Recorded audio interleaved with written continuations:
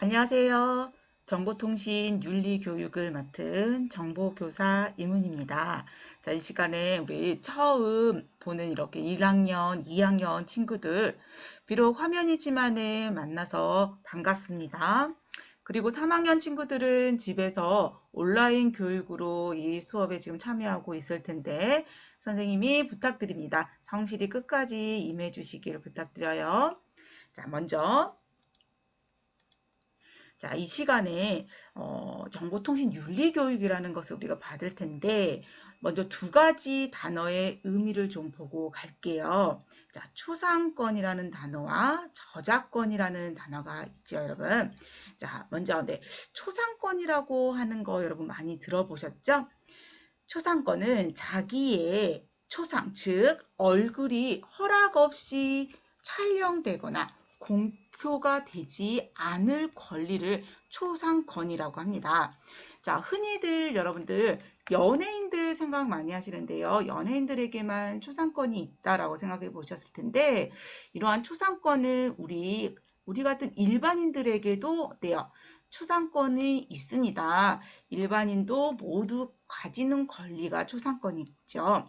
그렇기 때문에 만약 누군가 나를 촬영을 한다면 또 내 사진을 유포하거나 배포하고 악용하는 경우는 모두 우리가 초상권 침해로 권리를 행사할 수가 있습니다. 즉, 초상권 침해로 법적인 조치가 가할 수 있다라는 거죠, 여러분. 그래서 초상권이라는 단어를 먼저 보았고요. 두 번째, 저작권입니다. 저작권은 저작자가 사람의 생각이나 감정을 표현한 창작물에 대해서 만든 사람인 저작자가 그 저작물에 대해서 갖는 권리를 저작권이라고 합니다. 저작자가 자신의 저작물에 대해서 무료로 배포할지, 돈을 주고 판매를 할지, 또는 저작자의 허락만 받는다면 사용을 허락해 줄지 등등에 대해서 저작자가 그러한 권리를 행사를 하는 거죠. 그래서 초상권과 저작권에 대해서 지금 두 가지 단어를 우리가 지금 살펴보았는데요. 여러분들 우리 온라인 수업을 받는 데 있어서 여러분들 꼭 이제 알고 가야 할 교육이어서 이 시간에 알려드리는 건데요. 먼저 여러분, 대표적인 저작권의 보호를 받는 저작물에 대해서 한번 살펴볼게요. 지금 선생님이 여기 그림으로 먼저 표현해 놨는데, 여러분들 대표적으로 컴퓨터 프로그램이나 게임, 또 노래 같은 경우도 대표적으로 저작권의 보호를 받는 저작물이죠. 그리고 여기 보시면 예쁜 손글씨 있는 거 보이시죠? 폰트라고 하는 글꼴도 저작물이고요. 여러분들 이해를 돕기 위해서 오른쪽에 있는 거 보시면 여신강림 만화 한참 지금 유행을 하고 웹툰에 나오고 있죠. 이러한 만화, 웹툰 등 그림, 또한 시나 소설, 여기에 보면 댄스를 하고 있는 이 그림이 지금 있는데 이런 댄스 같은 경우 안무라고 표현하죠. 안무까지 모두 다 어떤 창작의 결과물이기 때문에 저작권이 있다라고 합니다. 자, 그러면 학교에서도 여러분들 생각해 보시면 선생님이 어떤 시험 문제를 내요. 그러면 그 시험 문제에 대해서도 선생님에게 사실은 저작권이 있습니다. 그리고 우리가 받는 여러분들 온라인 수업을 받을 때 있어서 영상을 여러분들 같이 보잖아요. 그래서 수업 영상이나 선생님들이 올리는 어떤 자료나 아니면 여러분들이 인터넷에 검색했던 어떤 자료, 과제 제출을 위해서 여러분이 찾는 모든 자료들에 대해서는 저작권이 있다라고 우선 생각을 하셔야 됩니다. 그래서 학생들이 많이 이 저작권 침해를 하는 사례가 이 글꼴, 아까 말씀드렸던 폰트에 대해서 그냥 무단으로 가져다가 쓰거나 예쁜 이미지, 풍경 사진 등에 대해서도 그냥 퍼와서 나의 SNS에 그냥 올리는 경우 또는 무료로 음원 파일을 만약에 구하게 됐어요. 그러면 그 음원 파일에 대해서 서로 공유하고 유포하는 경우 그래서 SNS에 공유하고 이렇게 서로 이렇게 카톡 주고받고 하는 경우도 학생들이 많이 침해하는 저작권 침해의 사례입니다. 그리고요, 요즘 실제 이제 일어난 사례를 보면은요, 요즘에 유튜버, 즉 1인 크리에이터들이 지금 많이 활동을 하죠. 그런데 이 크리에이터들에 대해서 저작권법 관련된 부분에 대해서 많이 모르기 때문에 유배되는 사례가 많이 있는데요. 어떤 유튜버가 자신이 이제 어떤 연예인의 유명 연예인의 노래를 부르고 거기에 대한 춤 안무를 이제 처음부터 끝까지 따라 부르면서 어떤 춤추고 노래했던 영상을 찍어서 유튜브에 실질적으로 커버 영상으로 이제 찍어서 올렸다고 합니다. 자, 이거는 100% 저작권 침해입니다. 노래도 가수에게 저작권이 있고 안무, 즉 춤에 있어서도 안무가에게 저작권이 있는데 이것을 무단으로 사용했기 때문에 저작권 침해에 해당이 됩니다. 선생님 그러면 무단으로 이런 춤에 대해서 노래를 부른 거나 다 이렇게 올리게 되면은 공유하게 되면은 우리 바로 경찰서 가게 되나요? 자, 이렇게 생각하기 쉽죠. 자, 저작권 부분은 아주 복잡합니다, 여러분. 자, 그렇기 때문에 잘 알고 사용을 하셔야 되는데, 만약 내가 잘 모르겠다 한다면 저작권 침해 문제가 있을 경우 여러분들은 사실 함부로 남의 거를 갖다 쓰지 않는 게 가장 좋습니다. 저작권 침해 문제는요, 이 저작권자가 법적으로 고소를 할 경우에 이제 분쟁으로 이어지면서 합의 또는 손해보상의 어떤 판결까지 법적인 그런 긴 절차가 이어집니다. 그렇기 때문에 이 저작권 침해에 대한 부분에 대해서 그럼 신고만 안 당하면 되는 거 아니에요? 재수가 조금 없으면 걸리는 거 아니에요? 이렇게 생각하셔서 그냥 무의식적으로 가져다 쓰는 거, 아무렇지 않게 생각하는 거 절대 안 됩니다, 여러분. 저작권에 관련된 부분은 연예인뿐만 아니라 일반인에게도 실질적으로 어떤 이 피해 사례가 많고 내가 피해를 만약에 당한 경우보다 무의식적으로 사용해서 피해금을 줘야 되는 경우도 있습니다. 선생님도 실질적으로 쇼핑몰 관련된 부분에 있어서 저희 가족이 운영하면서 딸랑 이미지 3개인데 그것도 십몇 년 전에 이미지 한 장당 해서 100만 원 해가지고 300만 원에 있어서 손해보상금을 받은 적이 있어요. 제가 그런 부분을 잘 모를 때 홈페이지 업체에서 이렇게 알려줘서 저작권에 대한 이미지 청구 어떤 침해에 관련된 부분은 법적으로 이렇게 하면 된다라고 알려줘가지고요. 그래서 예전에 쇼핑몰을 운영을 해본 적이 있었거든요. 자, 그래서 실질적으로 여러분들이 어떤 사진, 노래 이런 것들에 대해서 무의식적으로 사용하면 절대 여러분 안 됩니다. 자, 그래서 저작권의 보호를 받는 저작물들에 대해서 다시 한번 살펴보면서 정리를 해볼게요. 자, 먼저 소설이나 시와 같은 어문 저작물이 있고요. 음악, 영화, 게임, 만화 등에 대해서도 이제 웹툰 같은 경우 디지털 저작물에도 속하고요. 연극, 무용 등에 대한 연극 저작물, 또한 미술 저작물, 건축에 관련된 저작물 등이 있습니다. 정말 많죠, 여러분. 그러면 우리가 학생들이 저작권과 저작물에 대해서는 이제 알겠는데 이거를 쓸 때는 일상생활에서 어떻게 해야 되는 건지 모르는 경우가 많기 때문에 여러분이 수집하는 자료라고 하는 것에 대해서는 처음부터 아예 정상적이지 않는 경로로 무언가를 얻으려고 하지 마시고요. 또한 내가 가지고 있는 것에 대해서나 또한 어떤 무단으로 받았던 거든 다른 사람에게 받은 것든 다른 제3자에게 또 배포하는 무단 배포를 하지 말아야 합니다. 자, 그렇다면 올바른 저작물 이용 방법에 대한 부분을 한번 살펴보도록 하겠습니다. 자, 여기에 지금 나와 있는 단계를 지금 살펴보시면 내가 만약에 어떤 저작물을 이용할 것인지 자료에 대한 부분을 어떤 저작물을 이용할 것인지 결정을 했다면 이 저작물이 어떤 보호를 받고 있는 것인지 확인해야 됩니다.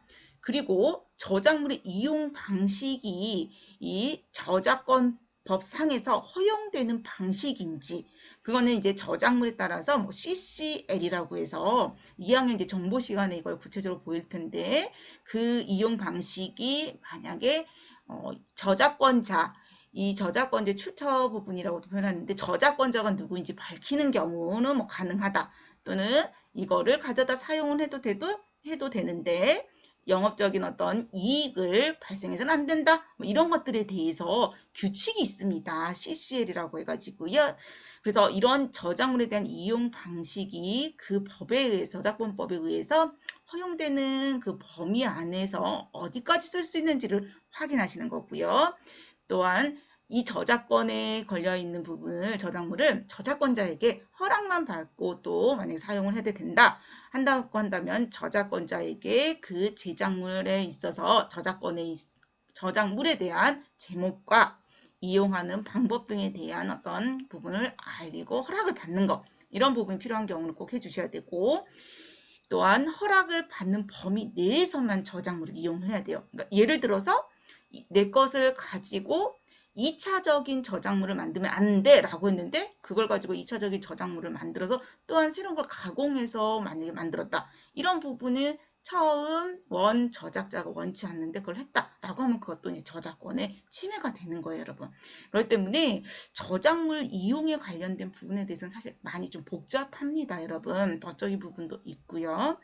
그렇기 때문에 여러분들이 사실상 저작권자가 만약에 그걸 침해로 걸지 않으면 넘어가기 때문에 그냥 해도 된다라고 생각하면 절대 안 된다는 거죠, 여러분. 그래서 올바른 저작물에 대한 이용 방법을 항상 숙지하시면서 여러분들 보셔야 하시고요. 우리가 이 올바른 방법으로 저작권을 이용할 때 왜 저작권을 보호해야 되는지를 좀 이해를 하셔야 돼요. 귀찮아 라고 생각하시면 안 돼요, 여러분. 이런 방식을, 원칙을 이해하면서 우리가 저작권을 보호해야지만이 더 많은 창작자들이 더 좋은 창작물들을 만들어내고, 그 창작물들에 의해서 다시 나에게 그게 돌아오는 거죠. 우리에게 다시 돌아오기 때문에, 그러면 더욱더 풍성하고 다양한 문화를 누리면서 어떻게 보면 우리의 삶이 좀 더 양질의 어떤 삶을 누릴 수 있다라는 거지요. 작은 저작권 보호에 대한 실천으로서 우리의 삶이 달라질 수 있는 거고, 문화를 누림에 있어서도 달라지는 겁니다, 여러분. 꼭 명심하길 바랍니다. 자, 그러면 지금 선생님이 윤리교육을 하는 데 있어서의 지금 간단 용어 부분을 보면서 초상권과 저작권 부분 중에 저작권을 좀 깊게 설명드렸는데, 이번에는 이제 작년에 코로나19가 터지고 누구도 경험해 보지 않는 이런 코로나19 상황에서 혼돈의 이런 상황, 우리는 여기서 무엇을 했습니까? 맞아요. 온라인 원격 수업을 이제 시작을 했죠. 여러 가지 문제점들이 발생을 많이 했는데, 사실 여기서 오늘 다 다룰 수 없어서 아쉬운데, 뭐 스마트폰 중독이나 인터넷 중독, 게임 중독도 지금 심각합니다, 여러분. 그런 부분도 있지만 또 원격 수업에 있어서 어떤 그 수업과 관련된 문제점들이 많은 것 중에 하나가, 선생님이 아까 이야기했던 그런 초상권 관련된 부분, 온라인 수업과 초상권 관련된 부분을 좀 더 이야기를 해보려고 합니다. 초중고 원격 수업이 이제 시작이 되면서 교사의 초상권 침해의 우려가 커진다라는 게 신문 기사입니다, 여러분. 학교에 등교하지 못한 날은 여러분들이 대부분 선생님들이 준비하신 수업 영상을 시청을 하거나 또는 실시간 화상 수업을 봤는데, 수업 시간 도중에 이제 이런 학생이 온라인 학급에 만약에 초대되지 않는 사람, 또는 초대되어진 그 학생이 또는 초대되지 않는 사람도 들어오거나 해가지고 음란물을 그 안에서 유포하는 거나 보여지거나, 이런 부분에 대해서 문제가 또 있었고, 학생들이 또 선생님의 수업 장면을 캡처해가지고 SNS, 온라인 커뮤니티에 올려놓고 그 교사의 어떤 사진, 얼굴을 같이 보면서 품평하고 예쁘네, 못생겼네, 뭐 이런 것들, 그런 글을 또 게시하고, 이런 교사들의 초상권 침해의 일들이 발생을 했다라고 합니다. 자, 그래서 이 실질적으로 이런 일이 있었습니다. 성착취물이 제작 유포된 텔레그램 엠번방 사건, 여러분들 많이 알고 계시죠? 작년에 크게 떠들썩했죠. 여기에 현지 교사들의 사진을 합성하고 거기에 어떤 능력하고 모멸감을 줄 수 있는 그런 요교사 방이 운영이 실질적으로 됐다고 합니다. 자, 이것이 바로 선생님들이 걱정하는 것으로 수업에 있어서의 화면을 캡처당하고 외모평가뿐만 아니라 딥페이크란 용어 많이 요즘 나올 거예요. AI 인공지능 기술이 특정 인물의 얼굴을 다른 영상에 정말 그럴듯하게 합성하는 기술을 딥페이크라고 하는데, 이러한 기술로 우리 교사들의 얼굴이 음란물과 이렇게 같이 합성되는 사례가 지금 사실 일어났습니다, 여러분. 자, 우리가 무의식적으로 혹시 잘못된 행동인지 모르고 하거나 어떤 수업 중에 절대 하면 안 되는 행동들에 대한 부분, 자, 교육을 해본 적이 없고, 저도 여러분 처음 작년에 코로나가 터지면서 선생님 수업 준비하고 막 이렇게 정신없이 보내다 보니까 이런 교육을 사실 제대로 못했던 것 같아요. 그래서 여러분들이 수업 중에 하면 안 되는 행동에 대해서 한번 정리를 해볼게요. 자, 첫 번째, 캡처 도구, 뭐 어떤 캡처 프로그램, 캡처 단축키 이런 것들을 이용해서 수업 장면을 캡처하거나 녹화 프로그램 이용하고 핸드폰으로 직접 찍근해서 수업에 대한 부분을 녹화하는 행동들, 여러분 절대 안 됩니다. 두 번째, 수업 동영상 유튜브를 통해서 선생님들이 올렸네? 유튜브 다운로드 받는 방법 아는데. 그래서 동영상을 풀법으로 다운로드 받고 그 동영상을 가지고 이제 유포하는 행위. 자, 이런 경우도 실질적으로 많이 있었습니다. 자, 세 번째, 교사의 아까 수업하시는 선생님의 모습인데 서로 그 모습을 공유하고 비웃고 배포하고 외모 평가와 폄하하는 행동, 그런 게시판에 올리거나 게시물들을 공유하는 그런 행동, 여러분 잘못됐습니다. 자, 그리고 아까 딥페이크라고 하는 기술, 여기 지금 선생님 그림 사진 잠깐 보여드릴게요. 여기 보시면 합성하는 데 있어서의 정말 깜짝같이 얼굴 부분만 앞면만 딱 떼서 다른 영상 부분에 이렇게 올려가지고 합성하는 기술인데, 이렇게 해서 음란물 같은 데에 이렇게 사진을 합성해가지고 유포하는 그런 행위들이 실질적으로 일어났다고 합니다. 이런 모든 행동들에 대해서 자, 여러분 절대 안 됩니다. 법적으로 따져봐도 모두 다 불법입니다. 장난으로 그랬어요. 그냥 재밌으라고 안 됩니다, 여러분. 꼭 기억하시기 바랍니다.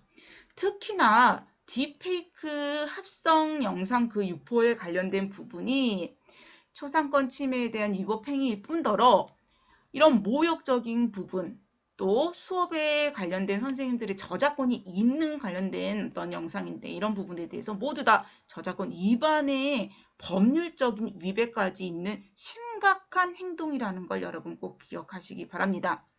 그래서 교육부에서는 영상 자료를 악용하면 그 가해 학생에 대한 부분을 엄벌 조치를 취할 것이라고 경고한 바 있고요. 현재 교사의 인권이나 교육 활동이 보호받지 못할 경우 교권보호위원회를 열어서 해당 학생을 징계를 하고 있다라고 합니다. 실질적으로. 자, 교사들은 사실 우리가 가리킨 학생들이고 미성년자라는 걸 알기 때문에 학교가 교육기관인데 학생들이 미성년자인 만큼 징벌보다는 교육을 통해서 예방 차원으로 접근을 해야 된다라고들 실질적으로 말을 하고 있습니다. 하지만 이런 범죄 부분으로 이어지면서 너무나 악랄해지고 지능화되어 가고 있다 보니까 어떤 우리 사회의 전체적인 분위기가 누군가의 피해를 주거나 어떤 범죄로 이어지는 부분에 대해서는 이제는 고통을 주는 이런 모든 것들을 엄중하게 처벌을 하자라는 사회적인 공감대가 형성이 되고 있습니다. 그래서 여기는 이제 청소년도 예의를 두지 않고 있습니다. 사실 사이버상의 어떤 성범죄, 사이버 폭력, TV 스타들에서 과거에 학교 폭력 가해자가 된 사건들, 뭐 이런 것들, 또는 논문 표절 같은 저작권 침해 사건, 연예인들 같은 경우도요, 아니면 사회 유명인들, 그리고 얼굴에 대해서 다른 어떤 영상이나 이런 데 유포됐던 아까 말한 것처럼 개인의 초상권 관련된 침해 관련 사건 등이 사실 뉴스를 보다 보면 하루가 멀다 않고 여기저기 기사가 쩌져져 나오고 또 그 심각한 부분이 정말 범죄에 해당이 되고 너무나 악랄하면은 전 국민적으로 이거는 처벌을 강하게 해야 한다라고 공분을 사고 있습니다, 여러분. 자, 그래서 선생님이 아까 잠깐 앞에서 언급했듯이 작년에 있었던 일입니다. 아주 떠들겠던 사건이죠, 여러분. 엠번방 사건 여러분들 아시죠? 이 엠번방 사건에 대한 부분을 선생님이 좀 간단하게 좀 이야기를 하고 여러분들 심각한 부분에 대해서 좀 받아들이기 위해서 좀 이 사건을 가져서 자료를 만들어 봤는데요. 이 엠번방 사건이라고 한 것은 메신저 앱을 이용해 가지고요. 피해자들을 유인하고 협박하고 성착취물을 찍게 하고 이를 유포한 디지털 성범죄에 해당이 됩니다. 성착취 사건이죠. 피해자는 중학생 등 미성년자를 대거 포함하고 있는데 작년 12월 수사 종료 시점에 확인된 피해자가 총 1154명이었다고 합니다. 그 중에 10대 이하가 60.7%에 달한다고 합니다, 여러분. 그래서 이 사건이 디지털 성범죄라고 분류가 됐다는 거예요. 지금 그래서 선생님이 지금 가져왔거든요. 그래서 우리 사회가 어떤 발전하는 부분이 인터넷에 대한 보급률이 어떻게 보면 전 세계적이잖아요. 그리고 게임 산업 등 다양한 디지털 산업에 대해서 스마트폰 보급률 등등 얼마나 이 산업이 디지털 산업이 빠르게 발전하고 있는지를 여러분들도 알고 계실 거예요. 그런데 그런 발전하는 산업에 비해서 디지털 윤리 교육과 바른 인성 교육이 뒤따라가지 못하고 있다라는 거를 어떻게 보면은 절실하게 보여준 사건이었습니다.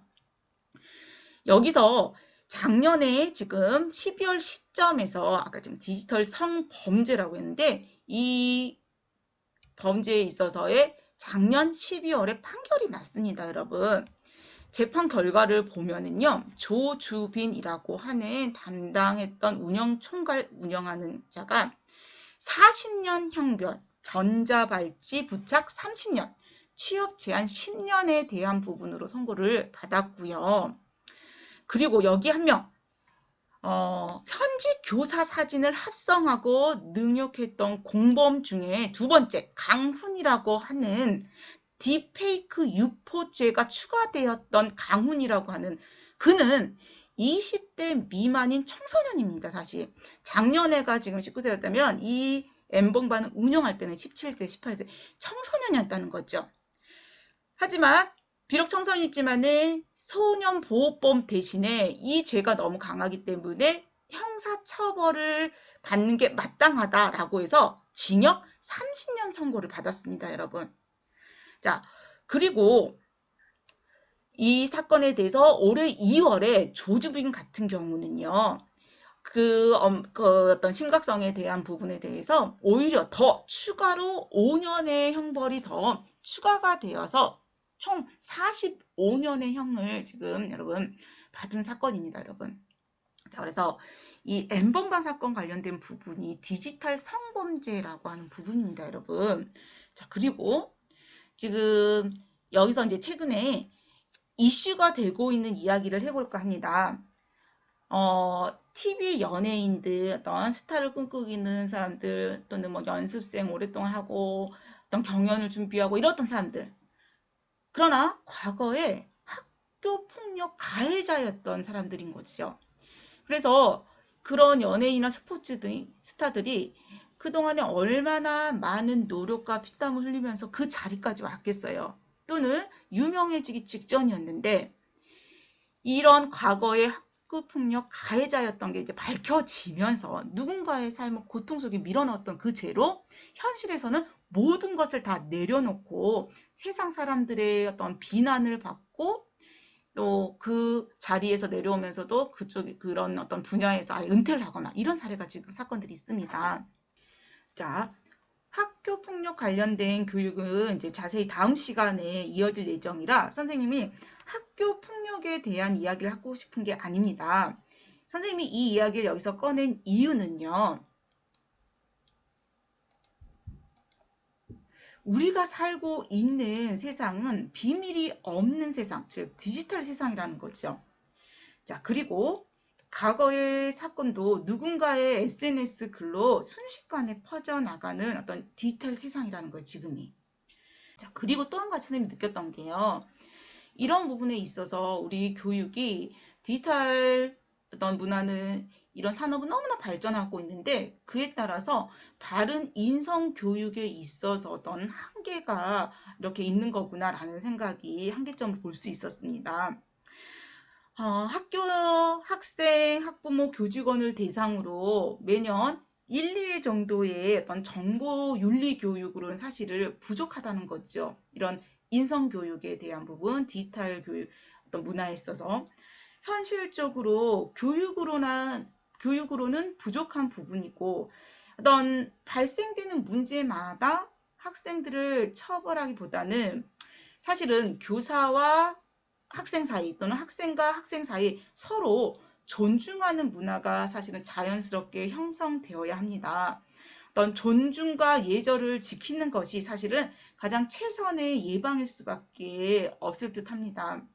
그래서 지금 짧은 시간이나마 여러분하고 이렇게 공감하고 몰랐던 것을 같이 공유하는 이런 시간을 갖는 거죠.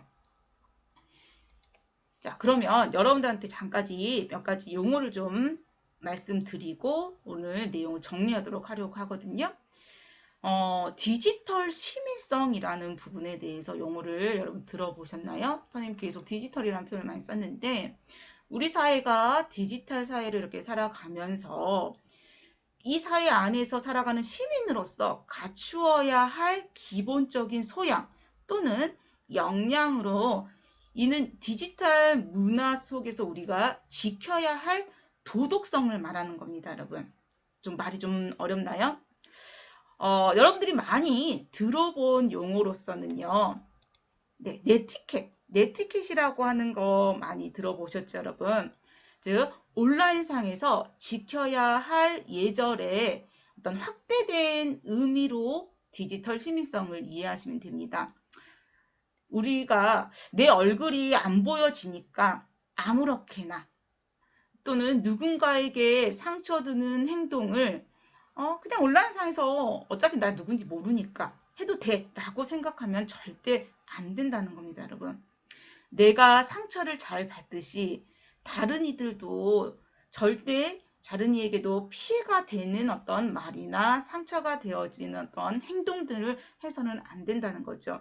내가 소중하듯 항상 타인도 소중하니까 존중하고 배려해 가면서 내가 하는 말이나 행동, 생각, 글 등을 모두 다 사실은 조심을 해야 합니다. 우리가 직접 대면하면서 지켜야 할 윤리처럼 온라인상에서 이루어지는 수업이나 또는 친구와 선생님들과 이루어진 어떤 대화, 친구들 간의 어떤 소통하는 온라인상에서의 어떤 공간에서도 지켜야 할 윤리와 도덕성을 좀 더 확장해서 우리는 디지털 시민성을 확립해 나가야 합니다, 여러분.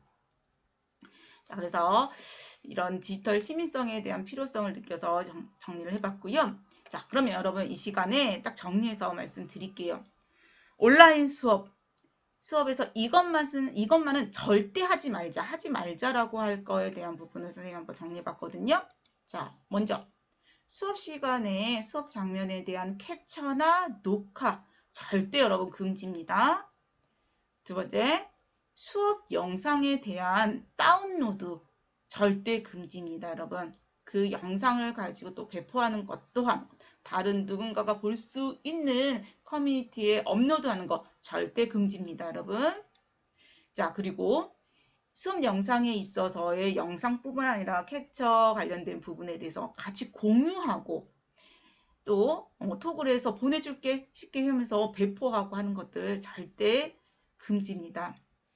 자, 그리고 수업에 관련 자료를 악용하는 것, 아까 말한 것처럼 사진을 가지고 이렇게 합성하고 이런 것들 모두 다 악용 사례죠.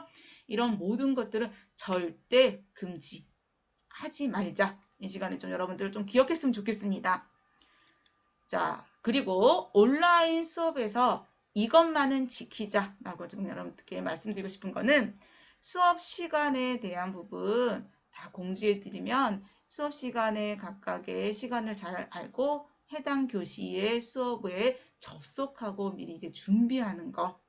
자, 그 다음에 두 번째, 여러분들이 수업 시간에 이제 대면으로 화상으로 수업을 할 때 질문이나 이런 부분에 있어서도 언어 예절 지키고 친구들 간에 있어서도 비난하지 말고 서로 존중해주고 또한 선생님이 앞에서 수업을 하고 있는데 뭐 비밀로 채팅하거나 이런 것 또한 절대 하지 않으면서 기본적인 언어 예절부터서 또한 기본적인 선생님과 학생과 서로 간의 존중의 이런 예절 문화를 지키자 이 부분.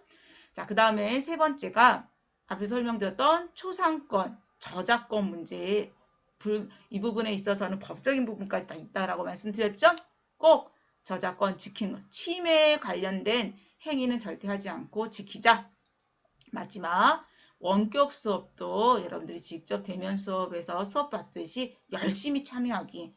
따로 게임 프로그램 열어놓고 게임하고 있거나 이런 거 절대 하지 마시고요. 그 수업에 있어서 함께 선생님들과 같이 공유하면서 그 시간들을 소중한 여러분들이 학창 시절입니다. 이 시간들 그냥 지나가기 너무너무 게임만 하면서 지나가고 게임 중독, 인터넷 중독으로 여러분들 작년 한 해 너무나 많이 힘들었습니다. 여러분들도 그렇기 때문에 이런 것들을 우리가 온라인 수업 안에서 좀 더 대면 수업이 확장이 되면 좋은데 만약 온라인 수업을 할 때 여러분들 정말 원격 수업을 열심히 참여해서 학력 격차가 벌어졌느니 이런 이야기가 안 나오고 다들 즐겁게 그 수업을 참여했다라고 이야기가 나올 수 있도록 여러분들 꼭 지켜줬으면 좋겠습니다. 그래서 수업 시간에 지켜야 될 온라인 수업 시 지킬 사항을 살펴보았고요. 마지막으로 이제 사이버 윤리 기본 원칙에 대한 부분을 한번 여러분들 새겨보고 맞춰볼까 합니다. 사이버 윤리는 이제 수업을 넘어서 여러분들이 실질적으로 온라인 공간 안에서 디지털 어떤 시민성을 갖추는 데 있어서 기본적으로 가지고 있어야 할 원칙인데요. 첫 번째가 아까도 계속 강조했듯이 존중, 서로 배려하자. 내가 중요하듯이 다른 사람도 중요하다. 내가 상처 잘 받듯이 내가 상처 받기 싫듯이 다른 친구도 상처받기 싫은 거니까는요. 존중하는 그러한 기본적인 원칙을 가지고 좀 생활했으면 좋겠고요. 두 번째, 나의 말과 행동에 책임을 지자.